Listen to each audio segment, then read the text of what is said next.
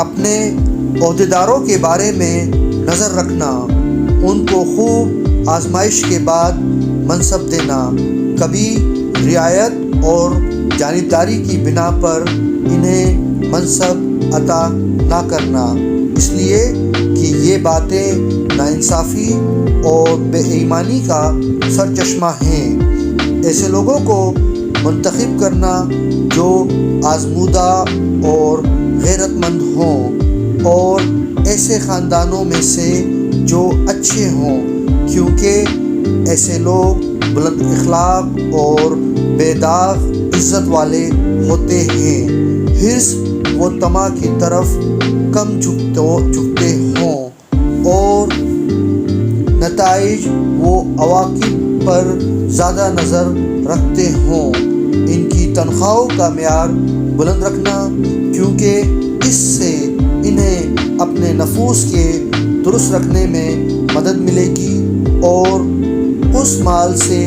بے نیاز ہو جائیں گے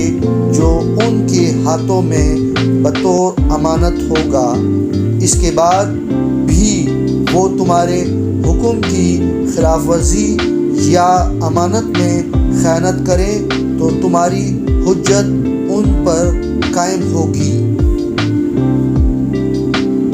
مالگزاری کے معاملے میں مالگزاری ادا کرنے والوں کا مفاد پیش نظر رکھنا، کیونکہ باج اور باج گزاروں کی بدولت ہی دوسروں کے حالات درست کیے جا سکتے ہیں۔ سب اسی خراج اور خراج دینے والوں کے سہارے پر جیتے ہیں، اور خراج کی جمع آوری سے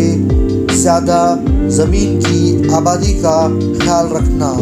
کیونکہ خراج بھی تو زمین کی آبادی سے حاصل ہوتا ہے۔ جو آباد کیے بغیر خراج چاہتا ہے وہ ملک کی بربادی اور بندگان خدا کی تباہی کا سامان کرتا ہے۔ اس کی حکومت تھوڑے دنوں سے زیادہ نہیں چلتی۔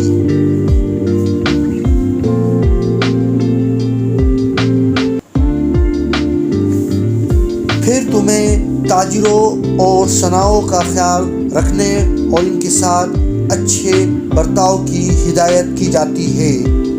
تمہیں دوسروں کو ان کے متعلق ہدایت کرنا ہے، خواہ وہ ایک جگہ رہ کر بیوپار کرتے ہوں یا پھیری لگا کر مال بیچنے والے ہوں، یا جسمانی مشقت، مزدوری یا دستکاری سے روزی کمانے والے ہوں، کیونکہ یہی لوگ منافع کا سرچشمہ اور ضروریات کو مہیا کرنے کا ذریعہ ہوتے ہیں۔ یہ لوگ ان ضروریات کو خشکیوں، تریوں، میدانی علاقوں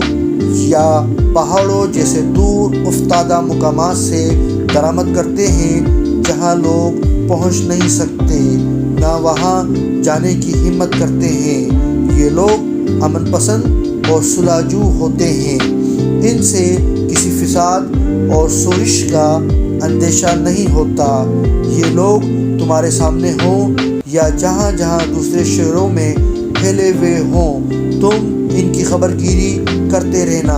ان کے ساتھ یہ بھی یاد رکھو، ان میں سے ایسے بھی ہوتے ہیں جو انتہائی تنگ نظر اور بڑے کنجوس ہوتے ہیں، جو نفع اندوزی کے لیے مال روکے رکھتے ہیں اور اونچے نرخ معین کر لیتے ہیں۔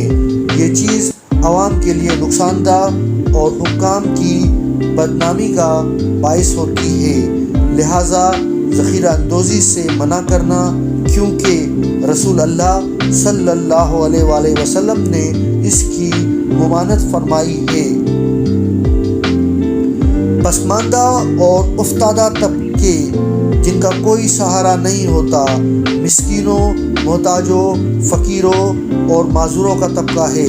ان میں سے کچھ تو ہاتھ پھیلا کر مانگنے والے ہوتے ہیں اور کچھ کی صورت خود سوال ہوتی ہے۔ اللہ کی خاطر ان کے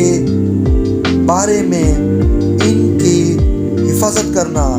جس کا اس نے تمہیں ذمہ دار بنایا ہے۔ ان کے لیے ایک حصہ بیت المال سے معین کر دینا اور ایک حصہ ہر شہر کے اس غلے میں سے دینا جو اسلامی غنیمت کی زمینوں سے حاصل ہوا ہو، کیونکہ اس میں دور والوں کا اتنا ہی حصہ ہے جتنا نزدیک والوں کا ہے۔ تم ان سب کے حقوق کی نگہداشت کے ذمہ دار بنائے گئے ہو، لہٰذا تمہیں دولت کی سرمستی ان سے غافل نہ کر دے، کیونکہ کسی معمولی بات کو اس لیے نظر انداز نہیں کیا جائے گا کہ تم نے بہت سے اہم کاموں کو پورا کر دیا ہے، لہٰذا اپنی توجہ ان سے نہ ہٹانا اور تکبر کے ساتھ ان کی طرف سے اپنا رخ نہ پھیرنا۔ خاص طور پر ایسے افراد کی خبر رکھو جو تم تک نہیں پہنچ سکتے، جنہیں آنکھیں دیکھنے سے کراہت کرتی ہوگی اور لوگ انہیں حقارت سے ٹکراتے ہوں گے۔ تم ان کے لیے اپنے کسی بھروسے کے آدمی کو جو خوف خدا رکھنے والا ہو اور متواضع ہو مقرر کر دینا کہ وہ ان کے حالات تم تک پہنچاتا رہے، پھر ان کے ساتھ وہ طرز عمل اختیار کرنا جس سے قیامت کے روز اللہ کے سامنے حجت پیش کر سکو۔ دیکھو، یتیموں اور بوڑھوں کا خیال رکھنا جو نہ کوئی سہارا رکھتے ہیں اور نہ دست سوال دراز کرتے ہیں۔ یہی وہ کام ہے جو حکام پر گراں گزرتا ہے۔ ہاں، اللہ تعالیٰ ان لوگوں کے لیے جو عتبہ کے طلبگار رہتے ہیں ان کی گرانیوں کو ہلکا کر دیتا ہے، وہ اسے اپنی ذات پر جھیل جاتے ہیں، اور اللہ نے ان سے جو وعدہ کیا ہے اس کی سچائی پر یقین رکھتے ہیں۔ تم اپنے اوقات کا ایک حصہ حاجت مندوں کے لیے معین کر دینا، جس میں سب کام چھوڑ کر انہی کے لیے مخصوص ہو جانا، ان کے لیے ایک عام دربار کرنا اور اس میں اپنے پیدا کرنے والے کے لیے تواضع اور انکساری سے کام لینا، اور فوجیوں، نگہبانوں اور پولیس والوں کو ہٹا دینا تاکہ کہنے والے بے دھڑک کہہ سکیں، کیونکہ میں نے رسول اللہ صلی اللہ علیہ وآلہ وسلم کو کئی مواقع پر فرماتے سنا ہے کہ اس قوم میں پاکیزگی نہیں آ سکتی جس میں کمزوروں کو کھل کر طاقتوروں سے حق نہیں دلایا جاتا۔ اگر ان کے تیور بگڑیں یا صاف صاف مطلب نہ کہہ سکیں تو اسے برداشت کرنا،